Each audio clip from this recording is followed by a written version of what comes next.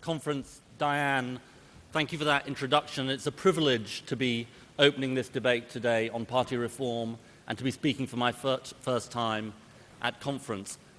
It's not the first time a Miliband has spoken at this conference. And I'm not talking about my brother David. My dad, Ralph Miliband, spoke here as a delegate in 1955. As often happens, he felt his speech was cut short. And when I told Gordon this recently, he said to me, well, look, just carry on where he left off. What I didn't tell Gordon is that my dad's speech was calling for the nationalization of the commanding heights and the means of production.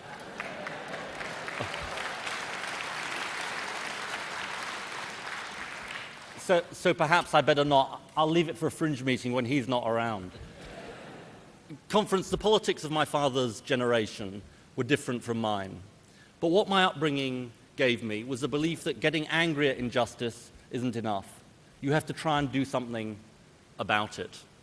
That's why I joined this party in the 1980s when I was a teenager. It's why I'm proud of how we have changed the country in the last 10 years. 2.5 million more jobs, 600,000 children out of poverty, Sure Start, strong public services. It didn't happen by accident. It happened because people in this hall campaigned and made it happen.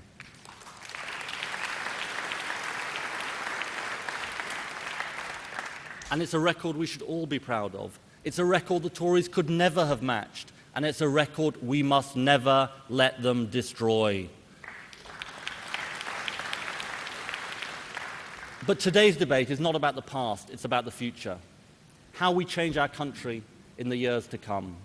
And to do this, we need a stronger party, with more members, reaching out to the community and showing people we have a vision for the future.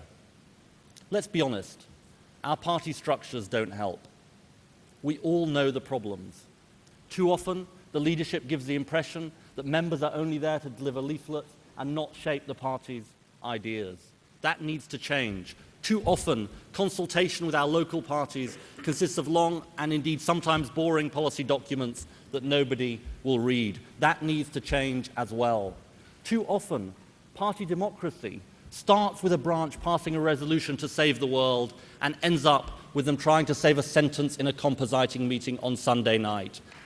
That needs to change too. And too often, the way we do things puts people off.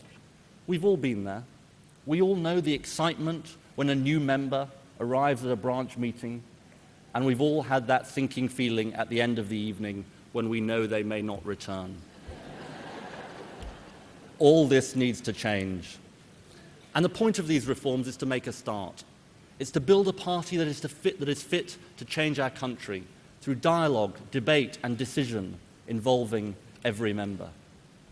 So local parties will get more support to hold their own discussions on policy and be able to invite in people from the community to help.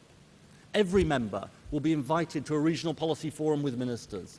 Every member who takes part will now be kept informed as policy develops. And now there will be one member, one vote, not just for selecting candidates or electing the leader, but one member, one vote on the programme they will stand on.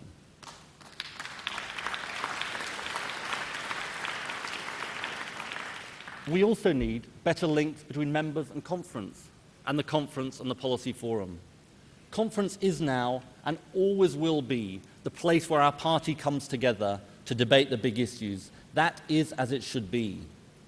And under these reforms, the delegates at conference the debates at conference will not just take place for 4 days and then disappear. They will shape the work of our policy making throughout the year.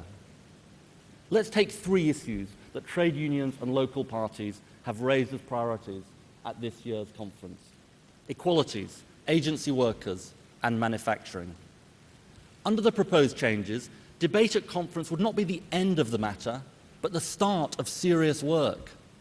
The National Policy Forum, with ministers, trade unions, and CLPs, will get down to business on the detail and thrash out the tough questions. For the first time, the people who move the motion, the delegates at this conference, will be part of those discussions. And it's not about sweeping difficult issues under the carpet, because after a year, if conference isn't happy, it can send the issue back.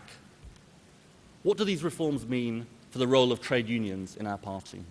Let me be absolutely clear. We need the voice of working people in this movement. Think about the minimum wage, the end of the two-tier workforce, and after the appalling tragedy at Morecambe Bay, the legislation to crack down on abuse by gangmasters.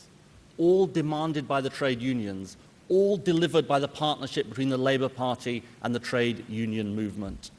And that takes me to the next challenge, how we engage people beyond our membership.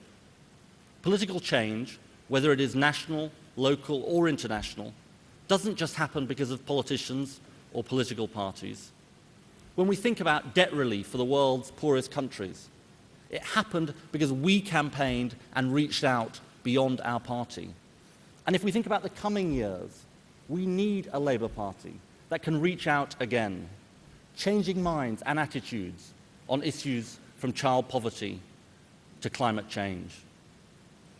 And we need to recognise that real change in communities only comes when people are part of it. Whether it is a new zebra crossing, getting drug dealers off the streets, or better youth services, we can only do it by being rooted in the communities we serve. As a local MP, one of the most powerful things I can say to people is, I can't solve the problems on my own, I need your help. So local Labour parties need to be, as many already are, community organisations, showing people the difference we can make by working together. And there will be new support for local parties to do that too. That's how we will recruit new members and build a stronger party. So the mechanics of the reforms we are discussing today are important. But something else matters more: idealism. People will join our party again if they are inspired by our ideals.